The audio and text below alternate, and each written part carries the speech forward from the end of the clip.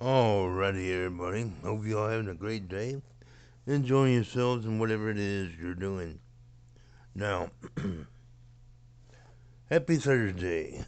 It is a strange week. It has been a strange month, to say the least. But we are gearing up for winter. I mean, fall and soon winter. Now, you've only got what? Can you believe that October is just right around the corner? And you'll have Halloween and all the little ghouls and goblins running around your neighborhood. Ooh. Now,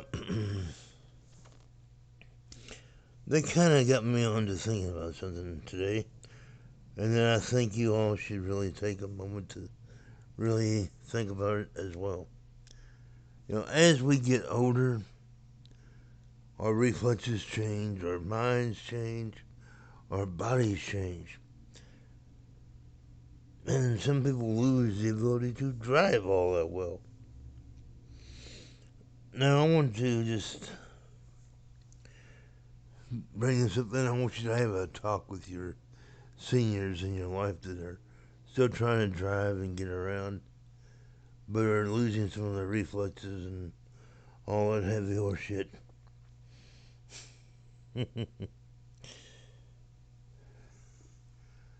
Teach them how can I put this? Alright, teach them how to not get into confrontations with other drivers. There was this elderly woman who was in the wrong lane and thought she was in the right lane, and somebody cut her off here recently, just a few hours ago, quite honestly. And she proceeded to chase that person down afterwards. And now this is an older woman versus a 20-something person. All right, that's how much of an age difference there was. And according to people, she was hollering, "You cut me off! You cut," and he was trying to tell her that she was in the wrong lane. Now, in a situation like this, I would strongly suggest you don't confront the other driver, especially if there wasn't a wreck. Just let them go on their own and you proceed on back to your home and try to relax. Because if you confront the wrong people in the wrong time, guess what? There is a possibility that you run into somebody that's absolutely batshit crazy and they'll follow you back home and lay wait you to do something a little more drastic. See, in today's society, you can't really speak your mind all that much without having somebody get all butt hurt and want to do something about it. You can't voice your opinions. And that's, well, we're not going to get into a political debate, but when I say, yeah, that's a sign of the times that we're heading in, hopefully you all know what I'm talking about. It's very dangerous. We got to take care of our seniors out there. I mean, they're trying to hold on to what dignity they got left. They're trying to stay independent for as long as possible. But it's not always going to be that easy, excuse me.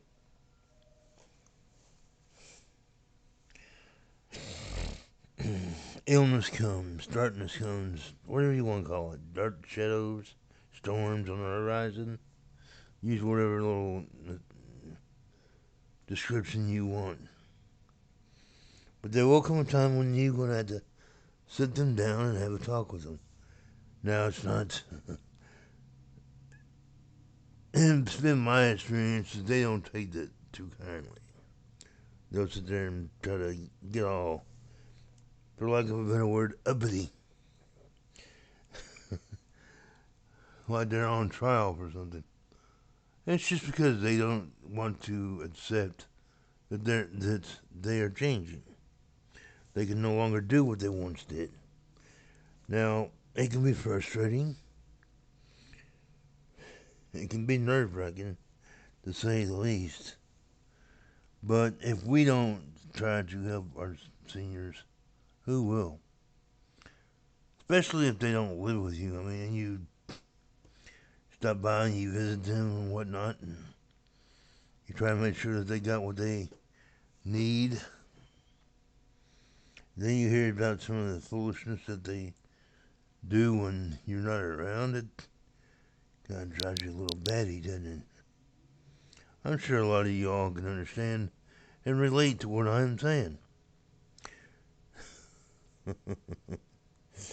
Oh man, I'm telling you, God bless the seniors. You know,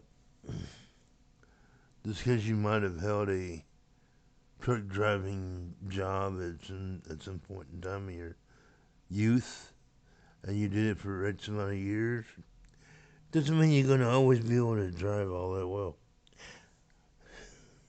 And they try to rationalize their position on the topic. Well, you just don't know. You know, I've been doing this for so long, blah, blah, blah. Yeah, but that's when I would suggest you kind of test the reflexes a little bit. See how quickly it takes them to respond to certain things. Now, there's no easy way to get around any of that. They're going to get mad, they're going to get irritated, and they'll probably raise their little voice about 4 or 5 octaves and start cussing you and what have you. You got to bite your tongue and just let them say what they want to say and find other ways to approach the topic, maybe. I don't know, it can be frustrating at times, it really can. Because they just don't realize how much they are changing and how much the world around them may be changing. I mean, they grew up in a different era from us in a lot of different cases when you're talking about your seniors.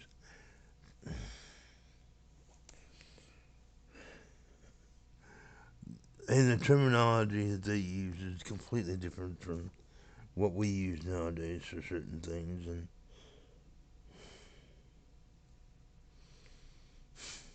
And that's why you've got to you gotta find a language that they can relate to. And that's the tricky part right there. Is when you're approaching any type of subject addressing a senior's condition, they're stubborn. They are stubborn people. Alright, so let's go on to the next little topic here.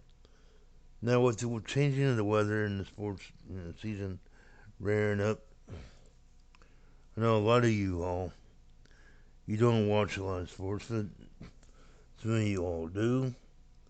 How'd your favorite team do in the first official weekend of the NFL? Did your team win? Did they lose? Well, my team lost, and it was very disappointing when we could have had it won. If the field goal kicker would have just done their job and made the extra point, how can you miss an extra point? It's a chippy, and it's not like those little goalposts are all that narrow. It really isn't, you know. So then, when he missed the kick, we went into overtime. You know, and we're battling back and forth between us, Cincinnati and Pittsburgh, and it's going right down to the wire. Now, in the regular season, you don't have a sudden death overtime. You have one overtime, and then that's it. When the clock runs out, you live with a tie, for that particular game. Now in the playoffs, you play until somebody scores. But the coaching staff, in all their wisdom, told them to kick the ball, kick the field goal rather. And mind you, this is another example of the kicker blowing the game for you.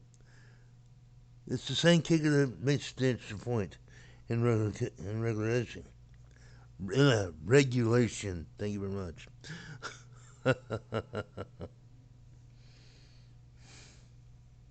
What's he do? He misses the field goal. Pittsburgh gets it. They run the clock down a little bit. They move down. Their team moves down to the point where they're right in field goal range. They kick it and win. Game over. Now, here's where I had a problem with. Play for the tie. You had X amount of time left on the clock. It was running. Let the clock run out. Go for the tie and try to regroup next week. So, we go from going to the Super Bowl last season to starting off this season 0-1. Yay! Oh, man. But then again, you know, the college football season is underway as well, and my Kentucky Wildcats, they beat Florida for the second time in back-to-back years.